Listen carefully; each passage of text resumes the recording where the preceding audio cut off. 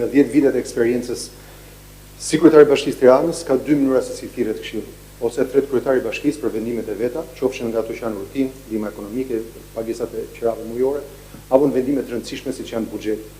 Ka dhe një mënyrë tjetër kur e thret këshilli. Kur e thret kryetari, është kryetari që fton këshillin. Kur e thret këshilli, këshilli duhet të ftojë kryetarin. Me shumë respekt dua vetëm t'ju korrigjoj pak në pyetjen tuaj, nuk kam marrë përgjigje nga këshilli. Kam marrë përgjigje nga sekretari i këshillit që nuk është antar i këshillit bashkiak. Dhe nuk është autorizuar nga këshilli, këshilli duhet votonte për këtë ftesë. Sepse këshilli mund të mblidhet edhe vetë, por në këtë rast kur gjykohet kryetari i bashkisë, duhet merrte një votim këshilli bashkiak për këtë ftesë. Dhe nuk mund ta linte këtë në një komunikim me sekretarin e këshillit që nuk është as i zgjedhur, është thellësisht administrativ. Kështu që në këtë sens është shkelur, as nuk jam njoftuar të shohësh nga televizioni i Burgut që po mblidhet këshilli bashkiak i Tiranës. Tani të flas me shumë respekt dhe solemnitet për gjykatën, po flas më shumë si me një gjuhë thjeshtë që ta kuptojnë të gjithë njerëzit.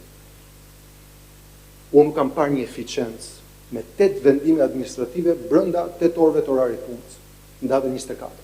Do të thënë një eficiencë kur unë kam kërkuar për ndihmë ekonomike, kam kërkuar këshillin për lloj-lloj situatash, që duhet lutesh aman t'u japim lekët njerëzve që s'mbyllen dot muaj. Një eficiencë shembullore që fillon me këshillin bashkiak dhe mbaron me dekretin e presidentit është mbreslëndse për eficiencën e shtetit tonë. Ne kemi pasur situata të tmeshme, katastrofike, pandemia e tërmetit, dhe s'kan kaluar me shpejtësi kaq madhe nga një vendim në orë, në 8 orët e 8 vendimeve që janë marrë atë ditë. Nga këshilli te prefektura, ke ministri i linjës, te VKM-ja, te presidenti kështu me radhë.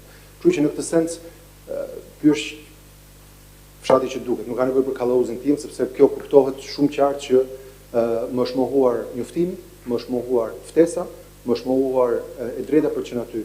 A do kisha fuqi që të ndroja mendimin e tyre? Këtë skemi si ta zbulojnë përsa kohë që nuk ma dhënë këtë mundësi. Unë besoj që fjalët kanë peshë. Edhe unë besoj që kur njerëz u jepen mundësia që të shprehen, në të kundërt, diferenca do të ishte, ju keni bërë diferencën në këtë vendim sot. Diferenca që keni bërë është ja si bëhet një proces ku ne dëgjojmë pak. Dhe unë besoj që për njerëz, prandaj thash, fyerja më e rëndë e jetësime se mund të bëhen nga njerëz që e dinin për ditë për kushtimin tim. Dhe që ju lutesha të vinin për vendimet sepse Tirana siç e keni parë që një kantier të 10 vite. Dhe prandaj them eficienca me të cilën shkoi nga padrejtësia në padrejtësi, me një ritëm, një shpejtësi të jashtëzakonshme, ishte thellësisht mbreslëndse. Dhe për këtë them, nuk e di si do të ishte vendimi i tyre, nëse do t'i shkoja në sy dhe do t'ju kujtoja pikërisht këto skenar.